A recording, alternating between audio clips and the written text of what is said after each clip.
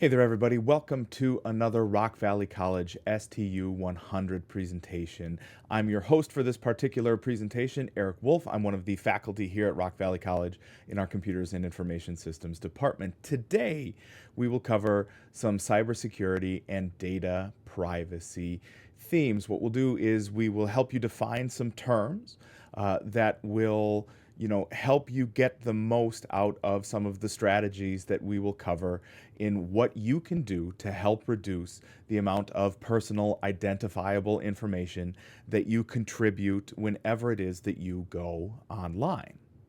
So what are we going to cover today? First and foremost, we'll define some personal data privacy terms that you should know, probably most of which you've already been exposed to, but with a little bit more information, I think you'll be able to place more value on securing your personal information on the web. Next, what we'll do is we will try to increase your awareness of some of the most common types of online threats that all of us encounter whenever it is we use one of our devices to connect to the internet. And finally, what we'll do is we'll give you some security measures that you can do, most of which, as a matter of fact, are free, all of which are free or low cost. That will really reduce the amount of personal identifiable information it is that you contribute to websites, that you contribute to companies like Google, like Meta, etc., every time it is that we connect to the web. So we should probably start at the very beginning. What is personal data? Really, personal data is anything that can identify you as you. So it can be something like your name, your address, your phone number. It can really also be your IP address. Your IP address is the address that your devices use to be able to transmit data across the internet, so that when I go to rockvalleycollege.edu I'm sitting here in front of a Mac, so when I do it on Safari on my Mac, I can be assured that the traffic is routed back to me properly. So it's very, very much like a phone number, in that each one of us has a unique phone number, so that when calls, more probably when text messages are routed to our phones, it's our device and our device only that receives those calls or messages. Your IP address works the exact same way. Each one of your devices is assigned an IP address, and that way the traffic to and from your device is routed properly. The device that you're using now, whether or not you are watching this on your phones, if you are watching this on a laptop, if you're watching this on a desktop, I have a television behind me, any place that it is that you are connecting to the internet, that is a device that contributes to your personal identifiable information. So now that we know what your personal identifiable information is, what can identify you and your personal identifiable information on the web? Everything we do generates traffic. So when we connect to rockvalleycollege.edu, we are going out over the web. That traffic is being routed through our home networks. That traffic is being routed through the networks here at Rock Valley College, and it is being spread across the internet from one server to another, from one router to another, until it reaches its destination back to you. So all of that traffic generates data about you on the web. So when I persistently go to rockvalleycollege.edu so that I can get the course catalog whenever we require it, that generates a pattern of data that sites can use to track me, that generates patterns of data that services like Google can even use to track me, because I don't have the rockvalleycollege.edu course schedule URL memorized. I have to search for that every time. So that contributes to traffic about me that can be tracked on the web. Just about any other kinds of data that you generate on a network can also be tracked on the web. So just being connected to a network, whether or not that is, a home wireless network. That's the wireless network at Rock Valley College. That's the cell service provider network that it is that your phones, for example, are connected to.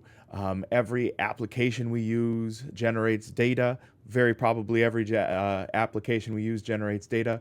So all of that is contributing to some of that personal identifiable information that you are getting collected out there on the web. If you are installing apps on your devices, why have a device if we're not installing apps on your devices?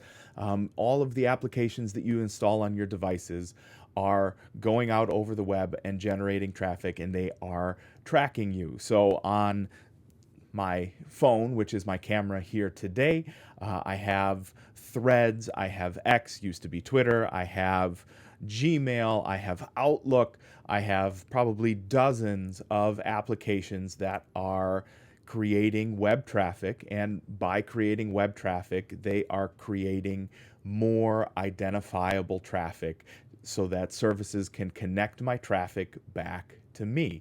All of our devices are doing that. So your laptops are doing that, your desktops are doing that. If I have a television behind me that is connected to the internet, very probably that television is connected to the internet. That is generating traffic, which means that that traffic can be used to identify me. So everything you touch, everything you use, for the most part, over the course of a day, will contribute to that personal identifiable information that we honestly just spew across the web. So what are some terms that you should know when it comes to the kinds of threats, the kinds of attacks that are prevalent, that are common, irrespective of the kind of device? So whether or not we've got a phone, whether or not we've got a desktop, a laptop, a Mac, a Chromebook, a PC, or everything in between. Malware is a kind of software that aims to do malicious things to your device, whether or not that is a phone or a laptop, a desktop computer, etc. Typically speaking, malware doesn't aim to slow your computer down. Typically speaking, malware does not aim to be detectable in any way, shape, or form, but it will collect personal identifiable information. So think about things like your usernames, think about things like your passwords. That's why we don't want to create situations where we are enabling our devices even to get malware in the first place. A step down from malware would be adware. Adware simply tries to generate advertisements to put in front of you. There's so much junk, there's so much garbage on the web. Anytime we go to Google to do a search, you're probably aware of how much junk and garbage there is there on the web. Adware just wants to put more junk advertising in front of you on the off chance that you might click on something. Websites very often will have adware in them, very, very untrustworthy websites, but that's where some of these can come from. Phishing is probably a term that you have heard recently, or even if not recently, more and more over the years.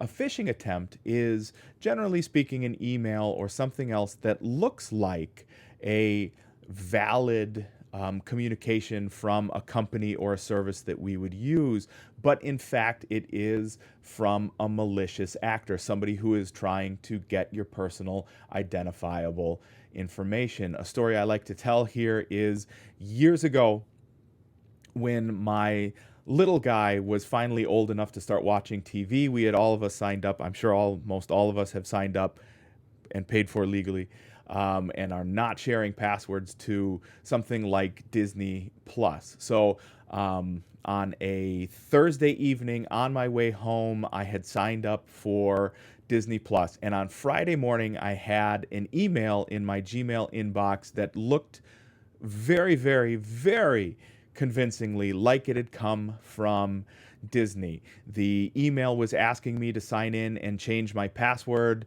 because there was an attempt on my account.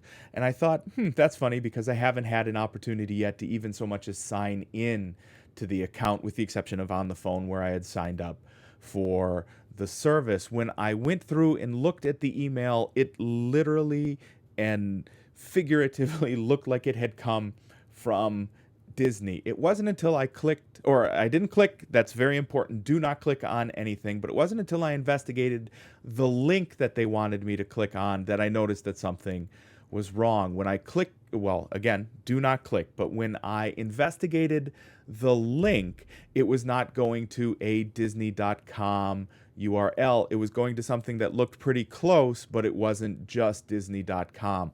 That is the marker, that's the indicator to you not to follow a link on one of those emails. Generally speaking, the services, the companies it is that we work with, do not send an email to ask you to enter your username and to change your password. Most frequently, and actually the best practice there, is to simply have you fail out of the service that you're signed into, so that you have to generate a new username and generate rather a new password with your username. So when you see phishing attacks like that, there can be some that look like they're coming from Rock Valley College. This hasn't happened yet, but I'm just trying to make you aware. Make sure that everything is not suspicious looking. Make sure that you investigate what the links are. Make sure that it's going to the resource that you're expecting. And honestly, the best practice for you is don't click through on the link. Simply archive or delete that email. Go to the website, go to the service, and try to sign in there to determine whether or not the service wants you to enter a new password. It is far and away the safest thing to do. Be suspicious of, frankly, be suspicious of all of the emails you get that ask you to enter personal identifiable information, because that is not a best practice for that service provider to do. Now, hacking is when some threat actor, so somebody out there, a bot or a botnet or actual individuals, have access to a combination of your username and your password. This does happen more often than we would like to believe. It doesn't necessarily happen to all of us, not necessarily all of you who are watching this video, but it does happen. There are websites like Have I Been Pwned? It's haveibeenpwned.com, and you can put in an email address, and it will let you know if a combination of email address and password has been exposed someplace on the web. This happens more often than I would like to think that it should. Companies are not punished anywhere near severely enough for having loose and lax security, and unfortunately some of that personal identifiable information, like your username and your password, can be distributed on the web. The only way to avoid having this happen is with a trick we will use later, which is to use a password manager. So that way, if something does happen and a service is impacted by a hack, at the very least, your username and password combination for that particular service will be unique, and those threat actors can't get to other services that you use because the password is not the same. And the last one here is tracking. Tracking is what every website, every service does to see where you are going across the web. rockvalleycollege.edu, we would do a little bit of tracking. We just want to see where students are going, where prospective students are going once they go to our homepage. What do they click through on? How can we make those things better? Google does tracking. Meta, the company that owns Facebook, does tracking, because at its core, that's probably true, that they just want to see where you are going, how they can better direct you to that traffic, and what they can do to better advertise to you based on those traffic patterns. But you should be aware that most everything you do on the web is being tracked. So I think just knowing that you are being tracked on the web, just knowing that you do create a personal digital footprint as you go from web page to web page on the web, empowers you to do something about taking control of your personal identifiable information and your personal digital security. So, what are some things that you can do? What are some tools that you can use to help reduce the amount of personal identifiable information that is floating around the web about you? And what can you do to help reduce the impact that any of these threat actors that we have talked about previously, things like hacking, things like adware, things like tracking, even, what can you do to reduce the impact of that? A new tool, and I say new in that it's new to the general public, it's new in the news cycles, but it's certainly been around for quite some time, is the idea of the use of a passkey. A passkey, and I have links for you here. There's the link for Google if you have an Android phone. There's the link for Apple if you have an iOS device. A passkey is very much like a unique identifier that exists on your, and I'm going to use the phone here as an example because for most of you, I think that you would probably rather leave your house without like your pants than you would leave the house without your phone. You would be more alarmed about forgetting your phone than you would be alarmed about forgetting your pants. So a passkey is stored locally on your device and works with the service that you are going to try and sign in for. So think Instagram, think Threads, think X, think Gmail, think rockvalleycollege.edu, and any of the services that we would extend to you as a student. So like your email accounts. What the passkey will do is use biometric data. So if you have a fingerprint scanner on an Android device, if you have Face ID or something like Face ID on an Apple device or an Android device, that will be much more secure than using a reusable password that can be distributed on the web. So because you always have your phone, when you want to access one of these services, that makes it a pretty secure way to be able to sign in to the service. So as long as you have your phone, you can sign into your service. Does it create a small level of friction? Does it create one extra step for you to be able to sign in to an account? Yeah, absolutely, it does. But the safety it provides in the way of your own personal online digital footprint is absolutely worth the amount of friction that it provides, that you have to badge in with your face, you have to badge in with your your biometric fingerprint, for example.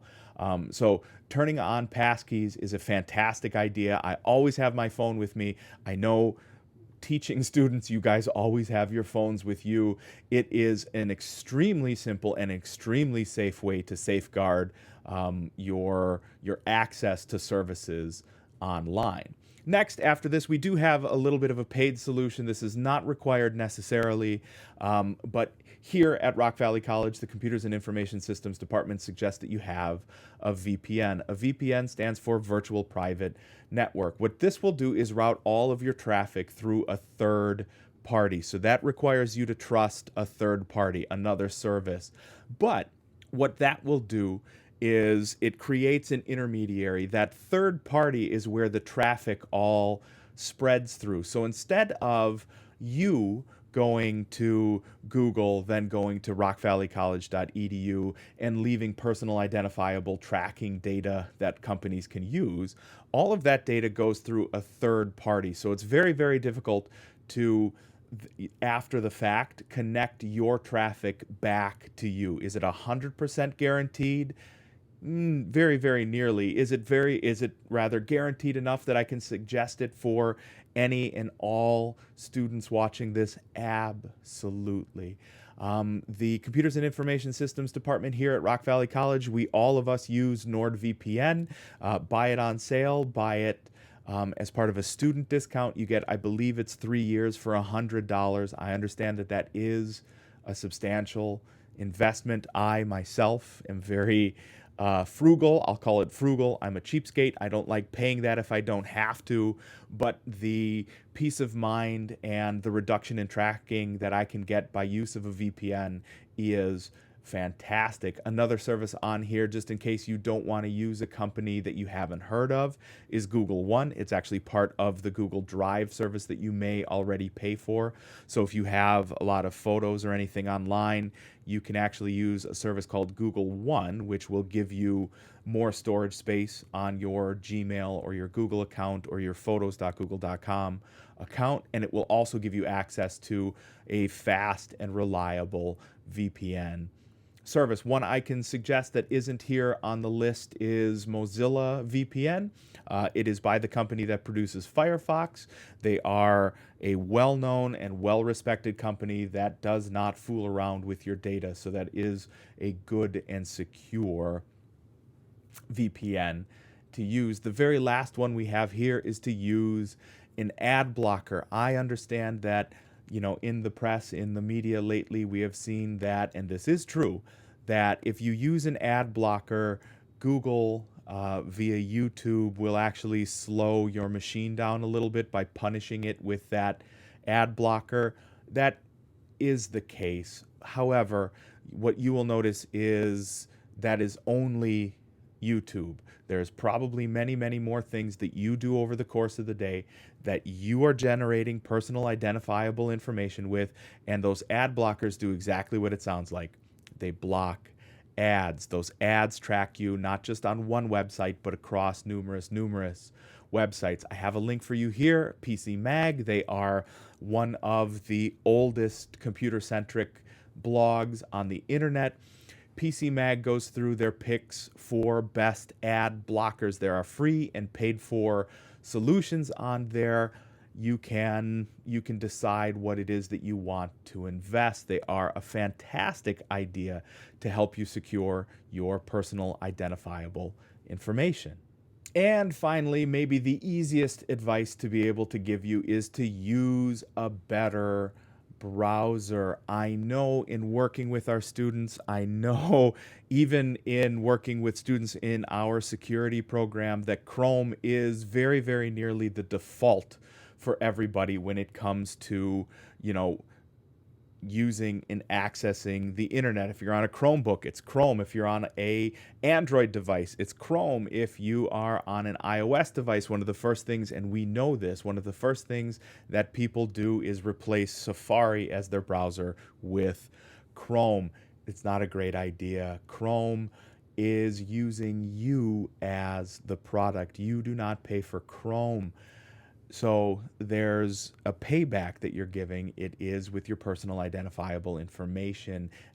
Chrome really helps facilitate that tracking with their advertising partners. If you like Chrome, Edge is very nearly a one-to-one replacement for Chrome. It is literally built on Chromium, the core around which the rest of the Chrome software is built. It even has access to all of the Chrome extensions and plugins that you might be using.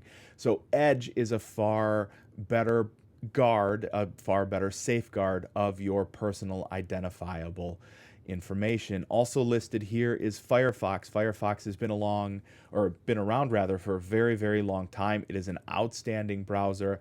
They are a nonprofit entity that aims to make the web safer for you. It is available on all of your platforms, so whether or not you are, all of these tools, as a matter of fact, are available on every platform. So iOS, on Android, on Mac, on Windows, on Chromebooks. You can get all of these with the exception of Safari, which is only on a Mac. If you are on a Mac, Safari is a fantastic client to use. And the very last one we have listed here is DuckDuckGo. DuckDuckGo is built on the same platform that Firefox and Safari are built on. It's called WebKit. At its core, the service that they are trying to sell you on is better protection of your personal identifiable information on the web so they do not track you. As a matter of fact, DuckDuckGo has their own search engine. It's called, you guessed it, DuckDuckGo. So if you wanted to do a search for something instead of going to Google, and instead of going to Google by using Chrome, you could use DuckDuckGo, the browser, to go to duckduckgo.com, the website, and do searches there. The results are honestly a little bit different. They might not be as good all the time as the results that you would get from Chrome, but the peace of mind and the reduction in tracking is certainly worth it. Last up here, I do have a graphic for you for those of you who have the Rock Valley College access to this presentation, which is part of the link you'll see here under the YouTube channel, and it's also distributed via the STU100 courses at Rock Valley College. This is a CISA.gov personal toolkit and it will not work here for some reason, but I'm positive it works in the online version of the presentation. There are 4 things for you to do in order to to safeguard your personal identifiable information. Number 1 is use a password manager. Number 2 is use multi-factor authentication. We talked about that with the passkeys. Use an ad blocker and use a VPN. If you can do those things, or if you can embrace a combination of those, so maybe an ad blocker and a better browser, so maybe using passkeys and a VPN, or any combination of all of the things that we have talked about, what that is going to do is reduce the density of data that can be tied back to you as you are going out across the web. And remember, going out across the web does not just mean going to websites. Going out across the web can also mean installing applications on the devices that we use every day, like your phone, like your laptop. So follow the guides here. Do any combination of the strategies we talked about. Reduce the amount of danger that you would expose your personal identifiable information to by way of not falling for phishing attacks, by way of not falling for adware attacks, and reducing the amount of tracking you do. And what that will do is better safeguard your data. No entity on the web is there to safeguard your data. Every entity on the web is there to gather up and sell you based on your data. So take your own personal identifiable information into your own hands and browse safer on the web. So thank you for joining us here at our STU100 seminar here for rockvalleycollege.edu. I've been your host, Eric Woulfe, and have a safe day.